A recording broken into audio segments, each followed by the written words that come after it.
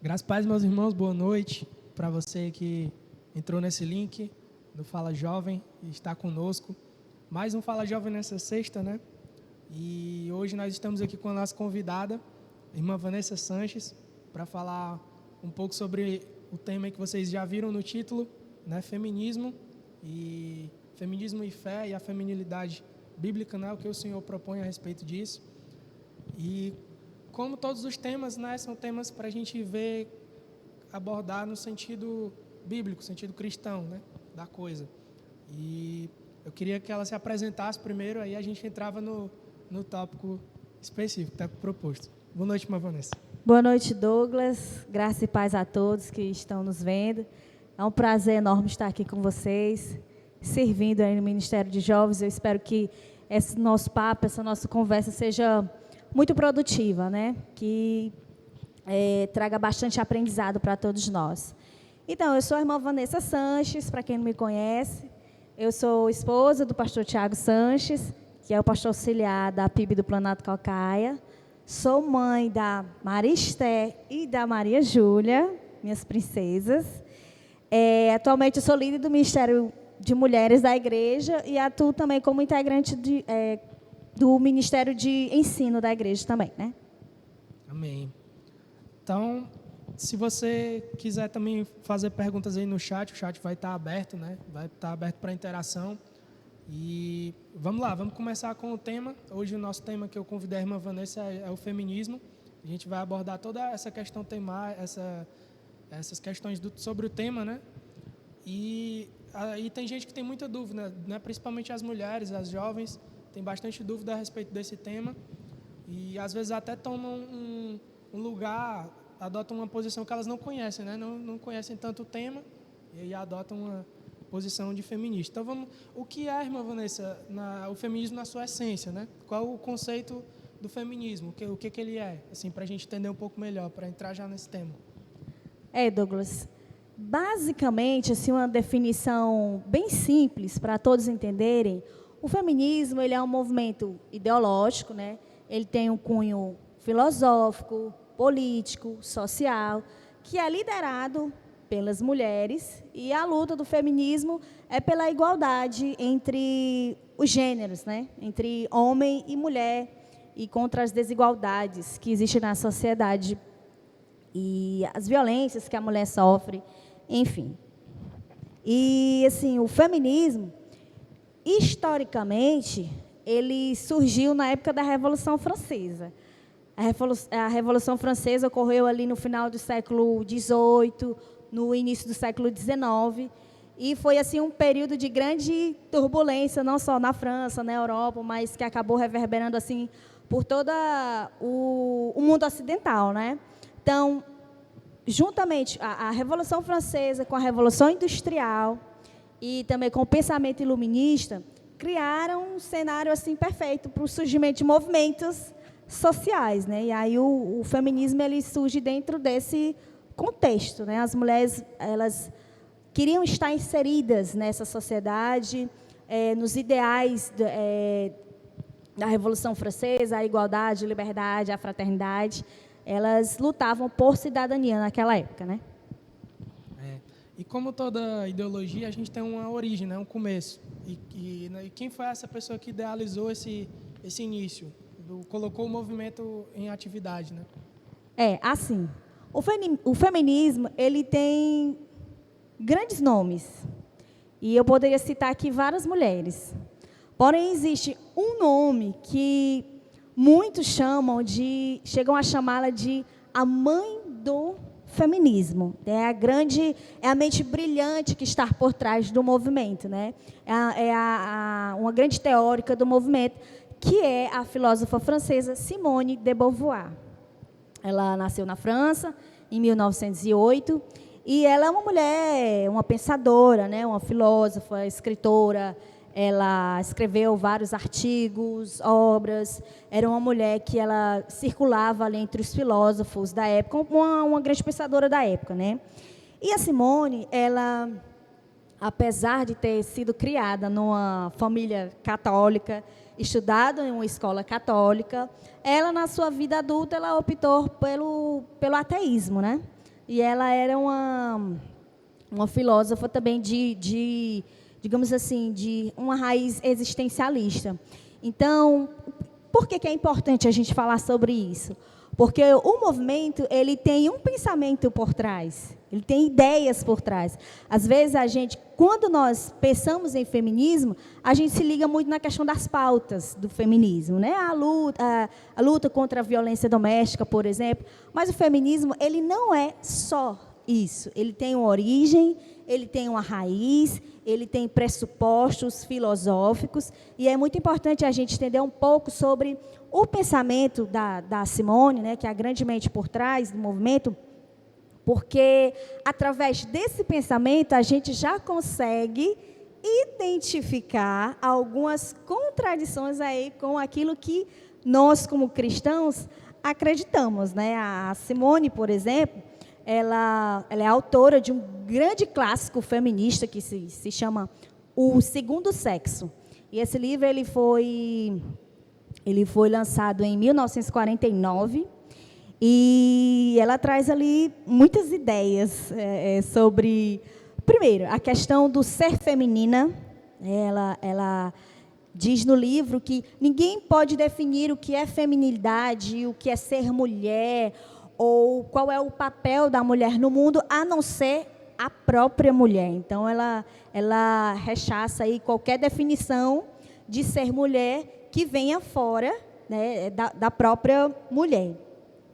A Simone também ela acreditava que o casamento e a maternidade eram meios de escravizar e subjugar a mulher, né? Ela teve um relacionamento aberto com o filósofo também muito conhecido, que é Jean Paul Sartre. E, por ela pensar desse jeito, ela nunca quis casar, nunca quis ter filhos. E eles tinham assim, um relacionamento livre. Eles eram conhecidos por ter esse relacionamento livre por cerca de quase 50 anos.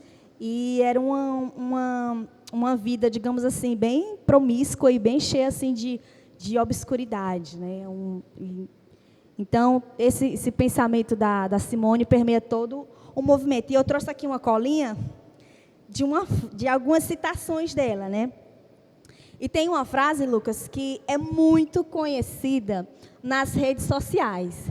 E ela é muito compartilhada, principalmente na época do Dia Internacional da Mulher, né? Então, as mulheres estão lá na rede social, no Instagram, no Facebook, na época do Dia Internacional da Mulher, e aparece a frase, e elas compartilham, mandam para as outras, e acham bonita, admiram, que é a seguinte frase: ninguém nasce mulher, torna-se mulher. Então, a gente acha bonita a frase, olha que coisa mais poética, filosófica, só que nós não sabemos o que tem por trás. E o que tem por trás é justamente esse conceito de que nenhum pressuposto biológico, psíquico, social ou até mesmo religioso pode dizer o que uma mulher é ou o que ela deve fazer a não ser ela mesma, né? Então, a mulher aí tem uma grande autonomia e liberdade sobre o seu próprio ser. Muito interessante. Para as pessoas que não conhecem, né, eles tendem a ter figuras na memória do que é uma feminista, né? Sim. Para alguns leigos a respeito do assunto, eles acham que a feminista é aquela mulher que sai para a rua, né, com cartaz, sim. Também é, né? Sim. Mas entrando nessa questão do objetivo, né, das lutas dela, qual é o principal objetivo delas? Que elas queiram alcançar? É muito interessante, Douglas, isso que você falou, porque é muito fácil para uma mulher se identificar com o feminismo. Por quê? Porque muito do que é mostrado na mídia, ela acaba se identificando. Né? Se o movimento diz que está lutando pela desigualdade que a mulher sofre, que mulher não quer viver em um mundo onde ela não vai sofrer nenhuma injustiça? Né? Todas as mulheres querem isso. Mas o que elas não sabem é justamente isso que eu havia comentado. Elas não sabem o que é que tem por trás de tudo isso, qual é todo o arcabouço e qual é o grande objetivo do movimento. Né? E, assim, o grande objetivo do movimento é acabar com o machismo, é a luta pela igualdade de gêneros, acabando com o machismo, destruindo o patriarcado. E o que é esse patriarcado que, segundo elas, sustenta a postura machista da sociedade, né?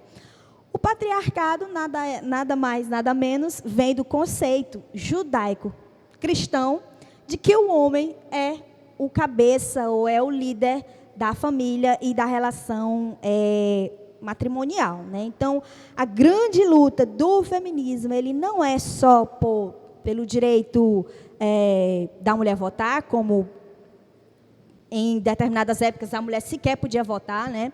Não é somente pelo direito da mulher sair na rua sem ser violentada, mas a grande ideia deles é, sim, destruir o conceito da submissão bíblica da mulher dentro do casamento. E por que isso? Por que isso acontece? Porque elas acreditam que a liderança masculina matrimonial, ela acaba gerando um ambiente em que o homem se torna uma espécie de opressor, oprime a sua esposa, escraviza essa mulher dentro da esfera doméstica, onde ela é impossibilitada de atuar na esfera pública, né? Então, esse é o grande objetivo do feminismo, é acabar com o conceito de liderança masculina, porque elas acreditam que é justamente daí que vem a desigualdade e a injustiça que as mulheres sofrem nesse mundo. E eu queria também fazer uma citação, né? Como esse é um assunto muito polêmico, muito espinhoso, a gente não pode aqui falar sozinho, a gente tem que falar também com as mentes que estudam e que estão por trás de tudo isso, né? Trouxe aqui uma citação de Luiz Felipe Miguel, que é um estudioso do assunto, e em seu livro Feminismo e Política, ele diz o seguinte, para provar o que eu estou falando, né? O feminismo, ele se definiu pela construção de uma crítica que vincula a submissão da mulher na esfera doméstica, que leva à exclusão da esfera pública, né? Então, esse é o grande objetivo do feminismo, é acabar com essa ideia da submissão da esposa para com o marido, por acreditar que essa é a origem do mal, todo o mal que existe no mundo contra a mulher. E a gente sabe que a luta delas realmente era mudar totalmente esse cenário, né? De que Exatamente. o homem, ele que tomava todas as decisões, né? Sim. Ele que arranja tudo. Então, a gente já tem uma definição, né, do que é o feminismo, qual é o objetivo dele. Agora a pergunta é ao contrário, né? O que é a verdadeira feminilidade, né? Se a gente está falando aqui do feminismo e dos pontos negativos que ele traz, né? Sim. Mas agora qual é a verdadeira feminilidade, né? Proposta pela Bíblia principalmente. Então vamos lá. O que é ser feminina segundo a Bíblia?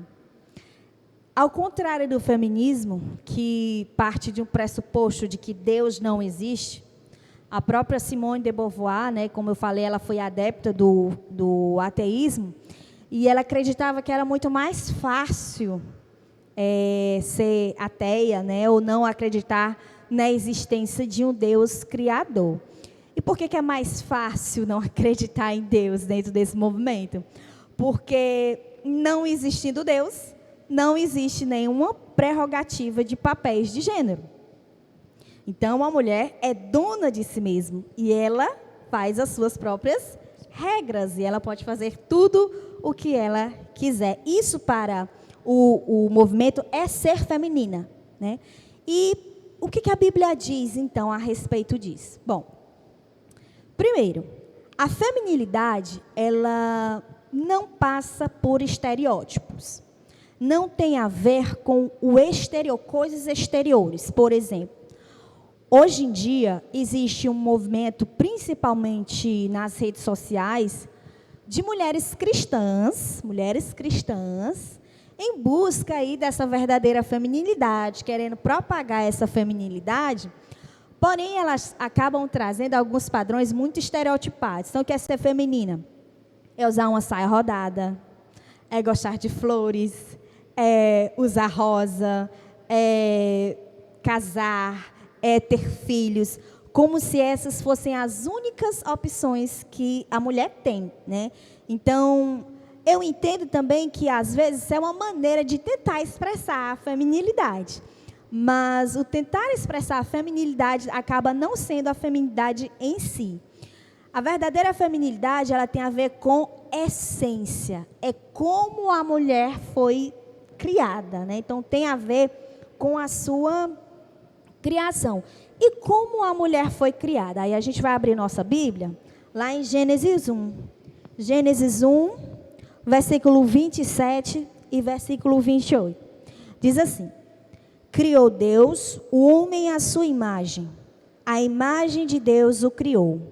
Homem e mulher os criou. 28.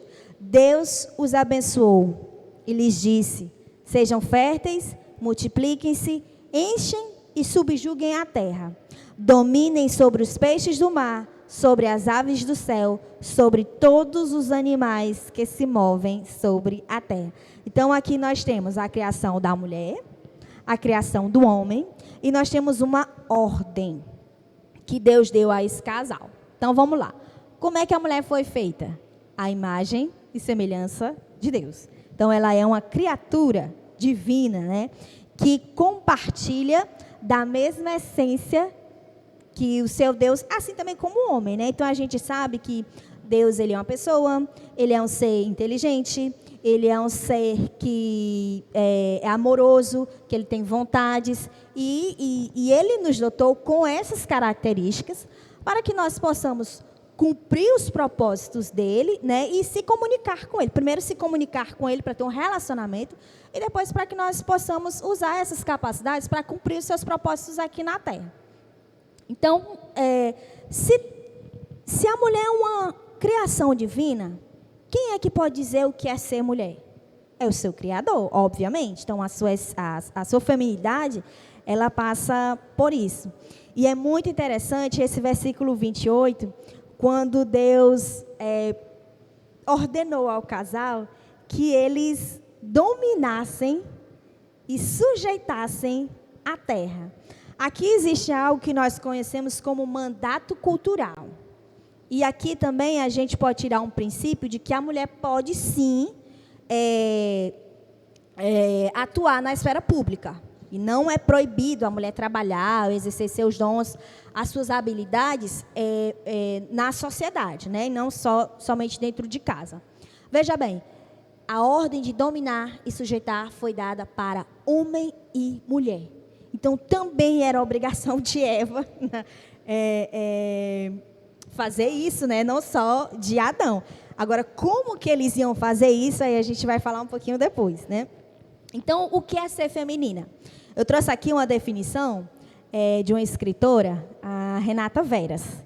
E a Renata Veras, ela lançou um livro que se chama Lugar de Mulher é onde Deus disser. Né? E ela traz essa definição de feminilidade no livro, que é a seguinte: a mulher é uma criação de Deus, boa, distinta e especial, feita à imagem e semelhança de Deus, igual ao homem em valor, caráter e dignidade, com diferentes funções para trabalharem juntos para a glória de Deus. Então, quando a mulher faz uso das capacidades que o próprio Senhor Deus para cumprir os propósitos divinos, ela se torna uma mulher. Esse é o propósito da sua criação, né? Fazer a vontade de Deus aqui nessa terra. Amém. A gente sabe que o homem, tanto o homem como a mulher são criação divina, né? A gente acabou de ver isso, né? Mas a gente entende que Deus ele estipula papéis, né, para cada um, né? A gente sabe que apesar do homem e a mulher terem valores iguais, eles têm diferentes funções, né? Até porque o casamento ali é uma ideia de Deus, justamente para unir esses dois elos, né?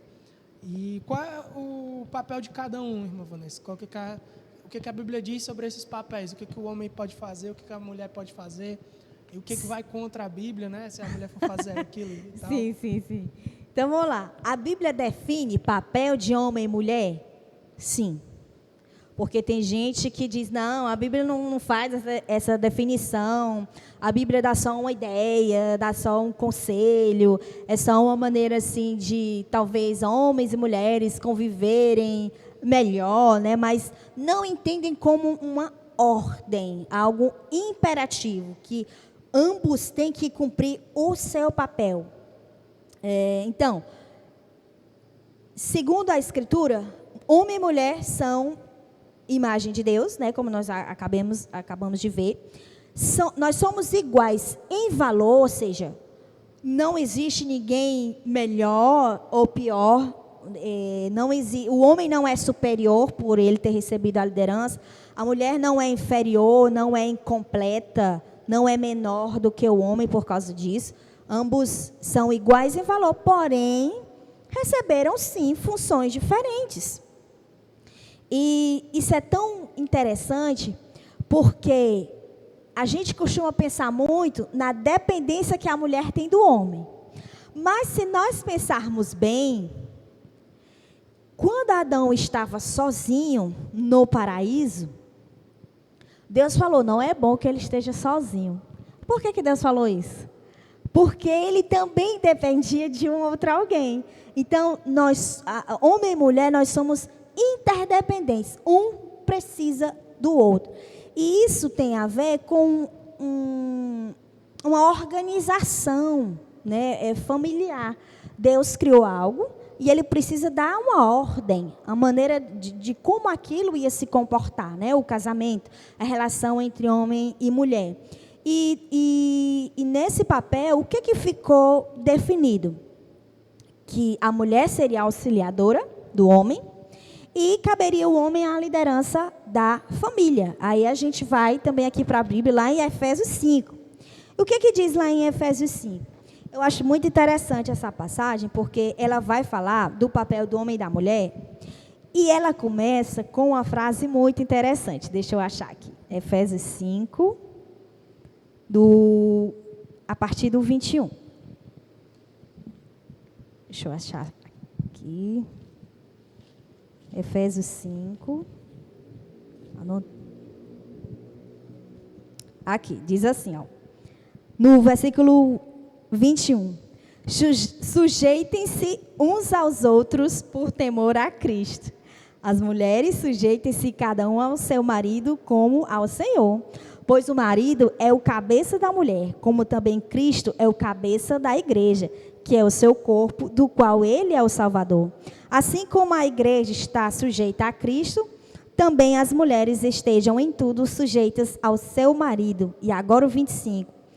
Maridos, ame a sua mulher, assim como Cristo amou a igreja e entregou-se por ela, para santificá-la, tendo purificado pelo lavar da água mediante a palavra, para apresentá-la a si mesmo como igreja gloriosa, né, sem mancha nem ruga, ou coisa semelhante, mas santa e inculpável. O que a gente tem aqui? Primeiro ele começa, sujeitem-se uns aos outros em amor. O cristianismo, ele é uma fé que nós precisamos de humildade, e nós estamos sujeitos um ao outro. Não é só a esposa que está sujeita ao marido, mas um cristão está sujeito a outro cristão.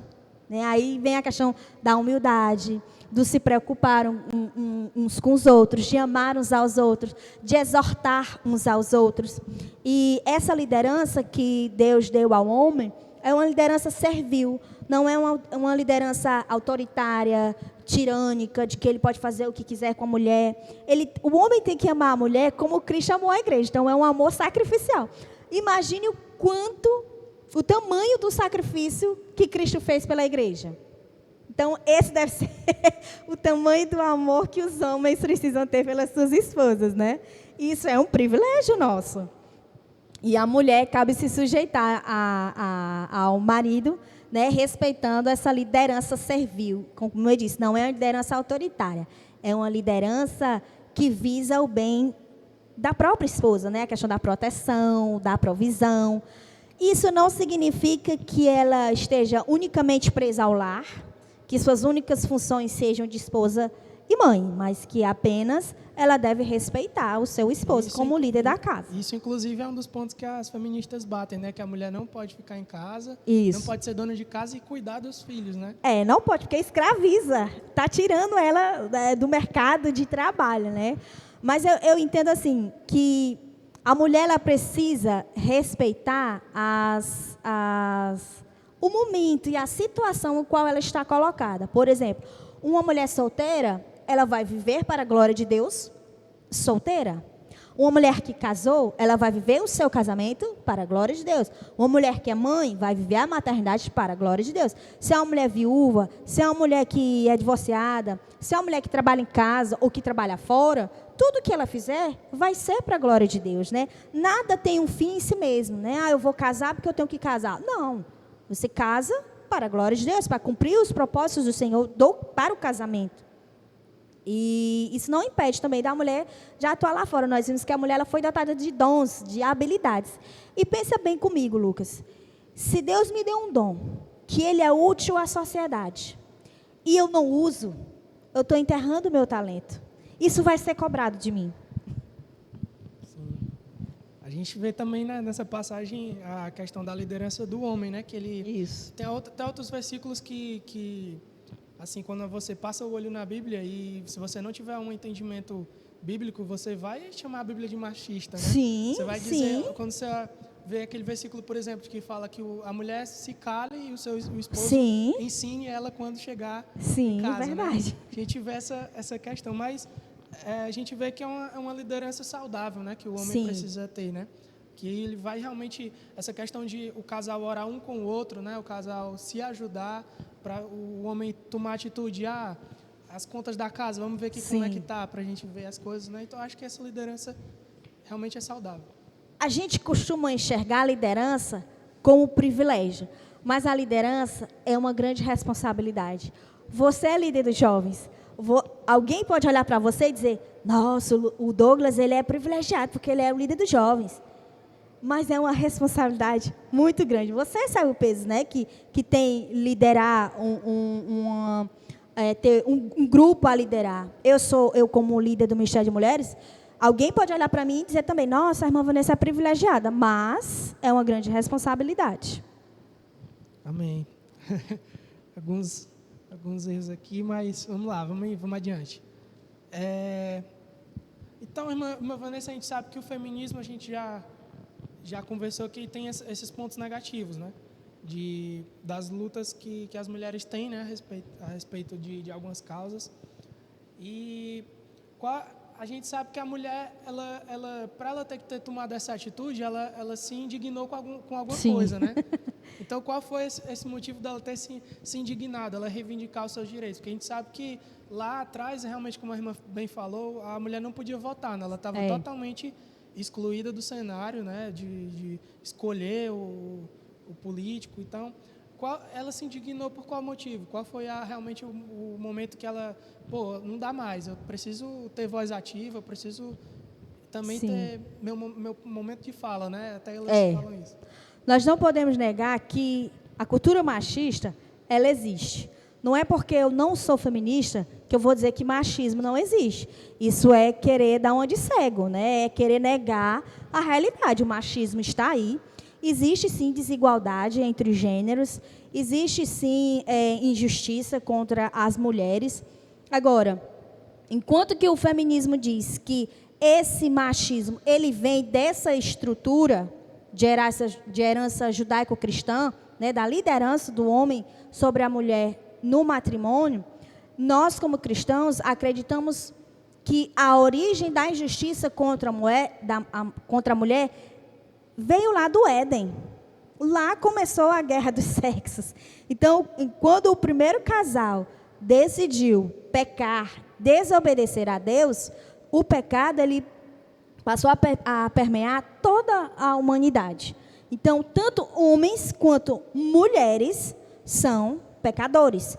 E como pecadores, eles vão desobedecer a Deus, eles vão fazer mal ao seu próximo, né? Então, o homem, ele pode sim se tornar autoritário, ele pode se tornar alguém que vai fazer mal à sua esposa. A mulher, ela vai se tornar rebelde, ela vai se tornar insubmissa, né?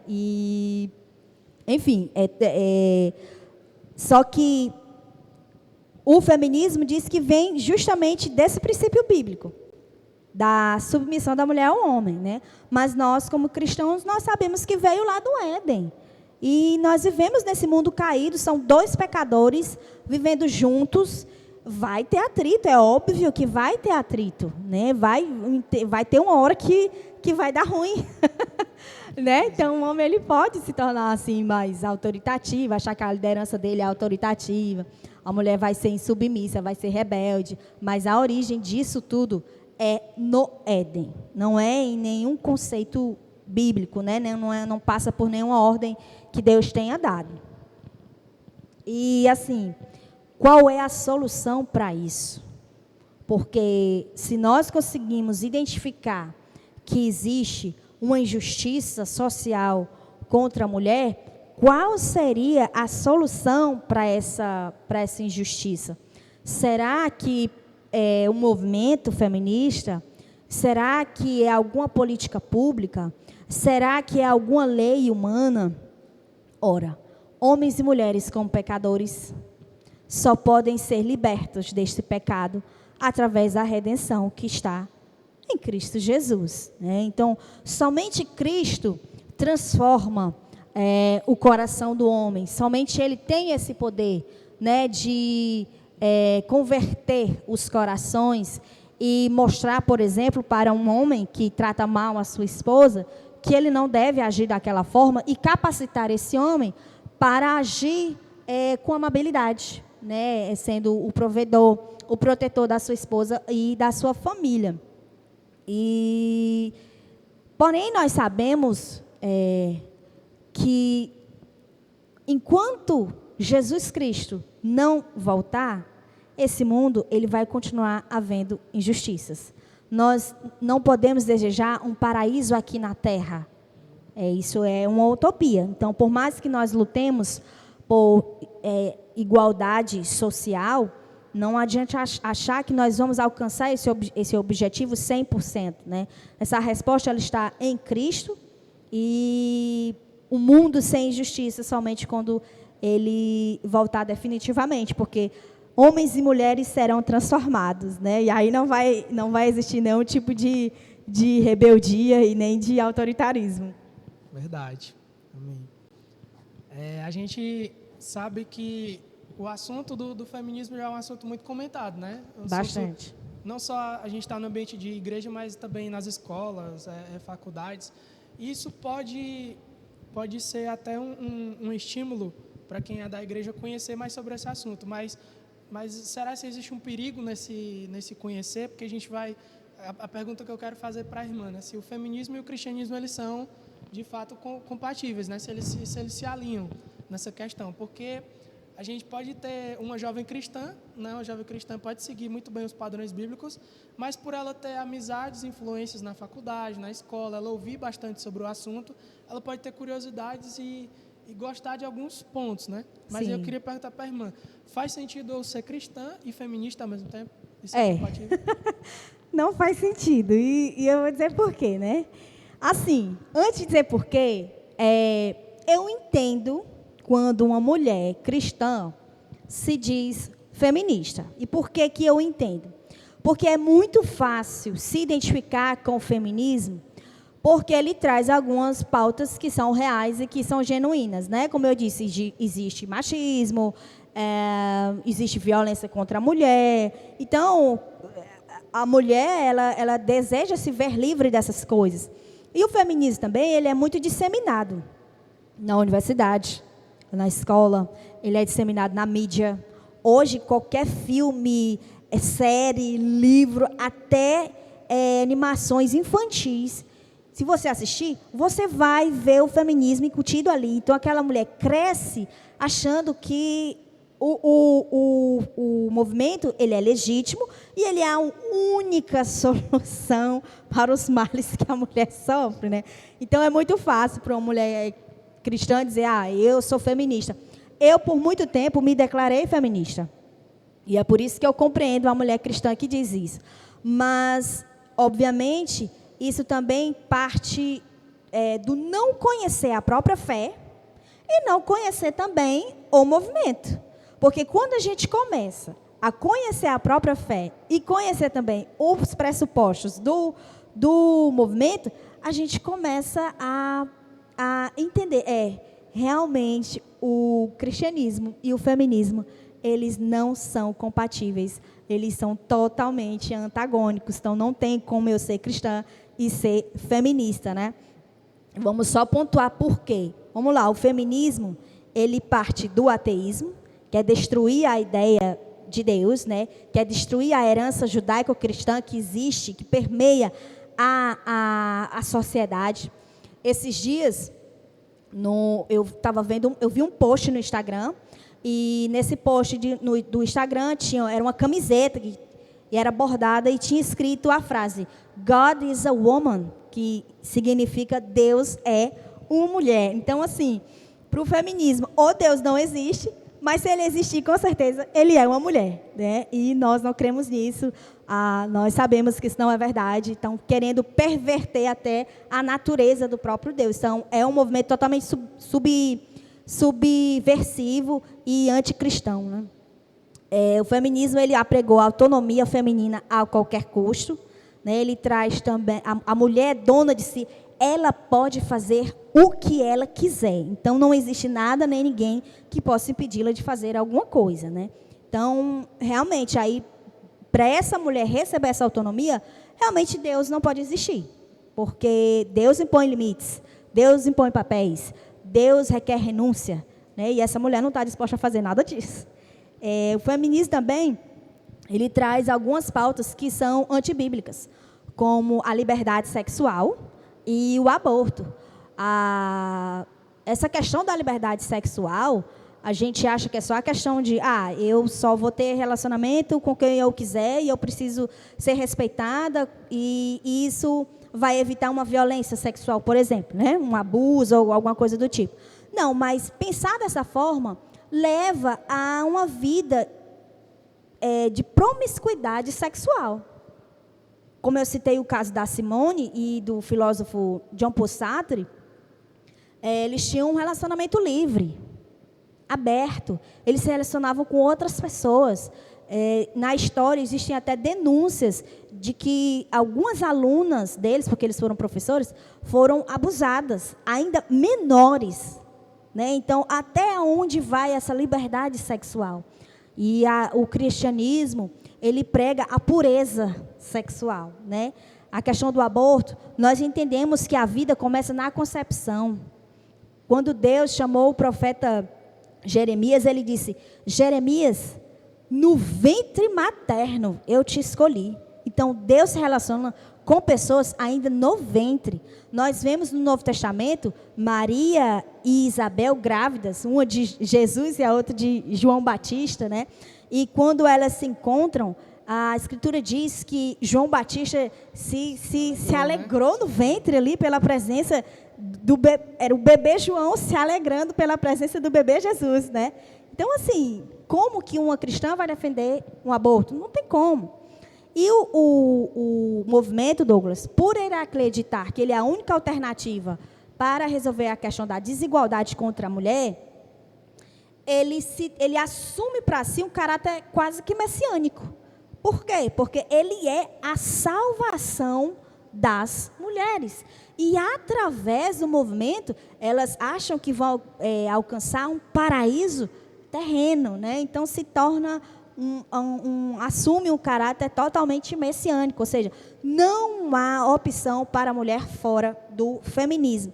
E o cristianismo, né, crê, né, tem fé em um Deus criador, que define, sim, qual é o papel do homem e da mulher, que define o que é feminilidade, e que apregou aqui a injustiça que a mulher sofre, todos os males, não só o que a mulher sofre, mas todos o tipo de maldade, de coisas ruins que existem no mundo, vieram do Éden. Então, não tem nada a ver com a herança do cristianismo, né? Nós acreditamos na vida a partir da concepção, por causa dessas passagens que eu acabei de citar. Apregoamos a pureza sexual, né? Nós precisamos de limites. Deus criou homem e mulher. O relacionamento ideal é o monogâmico, né? Então, pessoas solteiras precisam se guardar sexualmente para o seu matrimônio. Tudo isso o feminismo vai de encontro, né?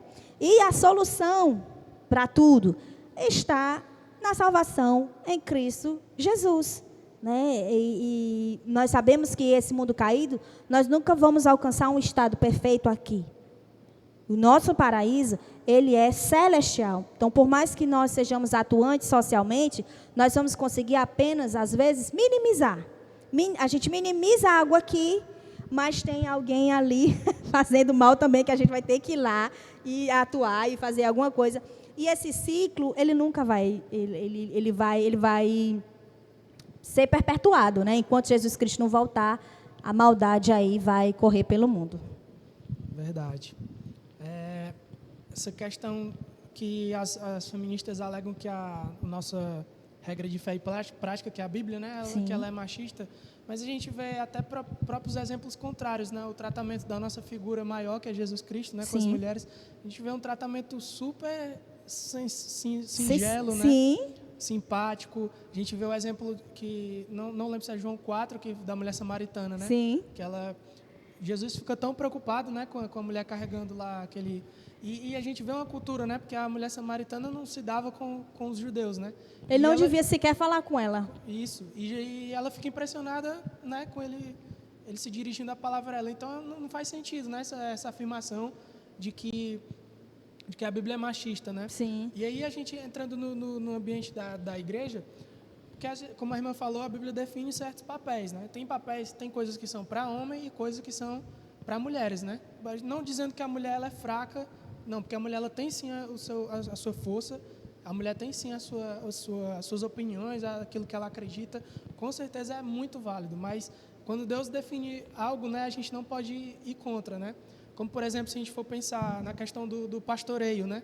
Que é uma questão onde as pessoas ainda têm grandes dúvidas, mas Timóteo deixa claro que o pastoreio é para o homem, né? É a liderança masculina que deve ser exercida para a igreja, né? A mulher, como auxiliadora, ela deve estar do lado do seu marido. Não existe o pastor e a pastora, né? O casal, né? O pastor Tiago Sanches e a pastora Vanessa Sanches, né? Longe disso. Não porque a gente não quer que a irmã seja pastora, né? Mas porque Deus deixou que o ideal é que fosse o homem, né? O cristianismo, o evangelho, ele requer renúncia, ele requer humildade e ele requer um coração disposto a fazer a vontade de Deus. Então, se Deus determinou que seria assim, nós, como ovelhas, devemos obedecer. E a mulher, ela tende a acreditar que, como o homem é o líder, ele é privilegiado e ela é como se fosse um ser incompleto ou um ser inferior, né? Mas será que a gente não consegue pensar por um outro lado? E que lado seria esse?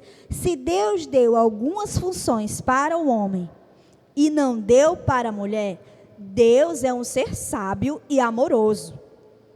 Será que ele não estava protegendo a mulher de alguma coisa?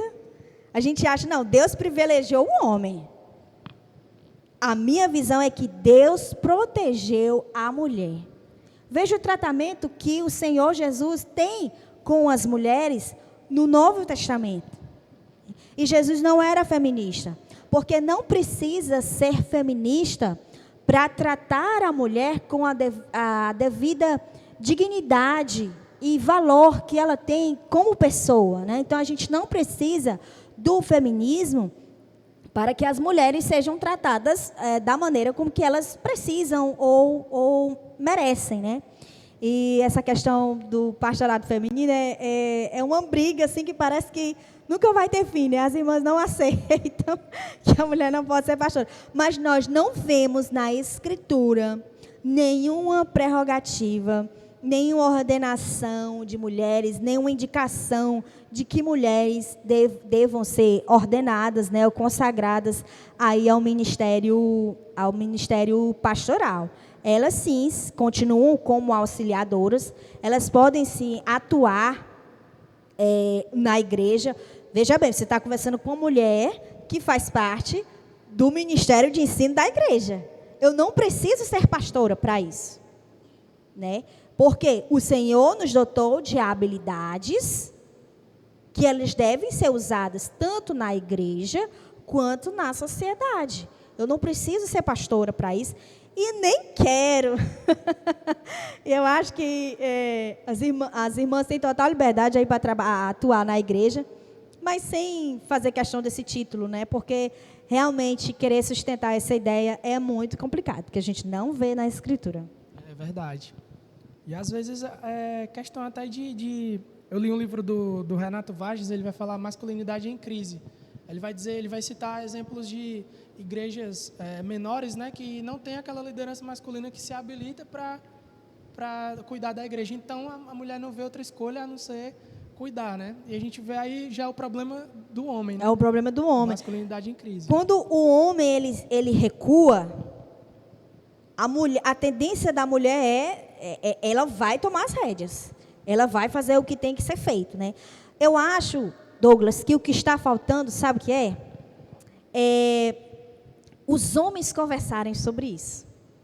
É o homem ensinar a outro homem qual é o papel dele, o papel bíblico dele, né? A liderança servil, o amor sacrificial, que ele tem que assumir esse papel, porque uma vez ele recuando, a mulher vai assumir esse papel, não tenha dúvida, até mesmo porque desde lá do Helder, ela tem essa tendência a, vamos dizer, a se rebelar, a dizer, não tem quem faça, pois eu vou lá e eu faço. Então, eu acho que os homens precisam ensinar uns aos outros a respeito disso. Verdade. Amém. Então é isso, a gente, no mais é isso, eu queria agradecer já a irmã Vanessa por ter aceitado o convite, né?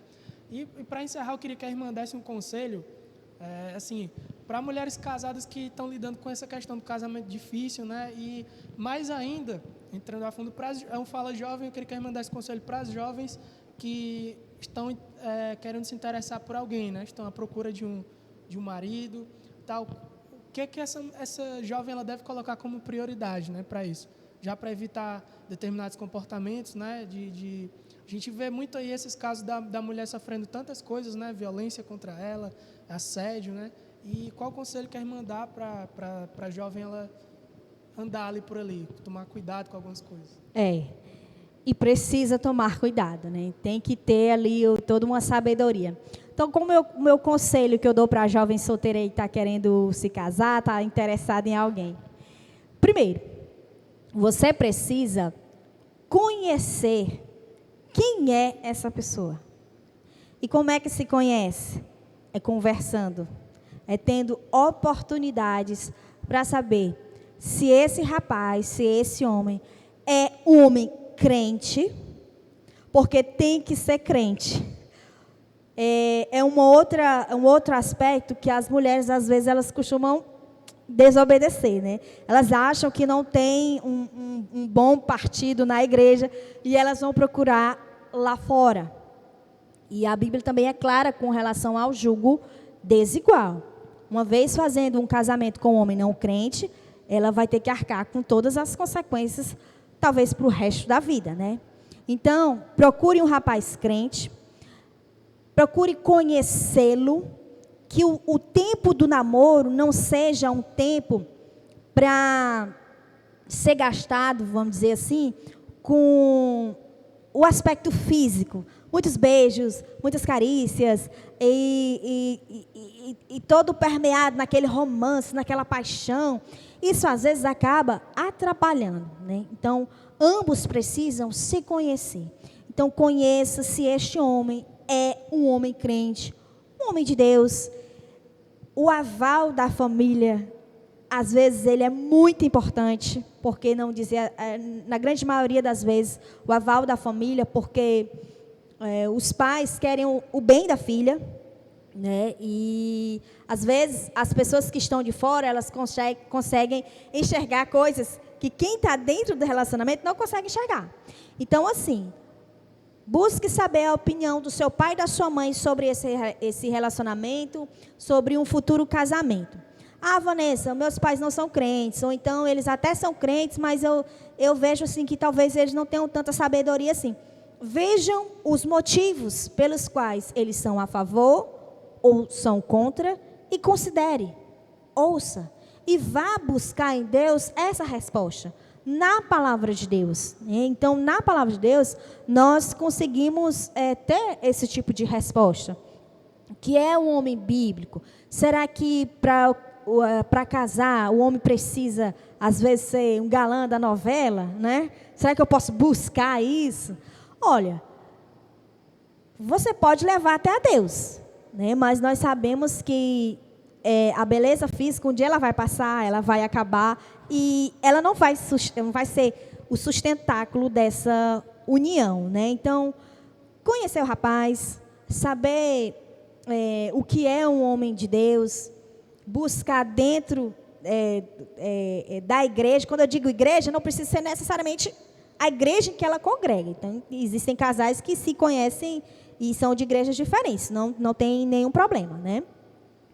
E valorizar mais aspectos que não sejam os físicos, né? Se é um rapaz trabalhador, porque se ele for preguiçoso, se ele for encostado, ele vai recuar, vai deixar a mulher passar a necessidade, ela vai ter, às vezes, que assumir uma posição que não é dela, vai ter que levar toda a família nas costas, né? Então, se passa o dia aí, desculpa aí quem gosta de jogar, de ficar no celular, de assistir TV, se passa o dia assim e não está fazendo nada de útil na vida, é bom ficar de orelha em pé.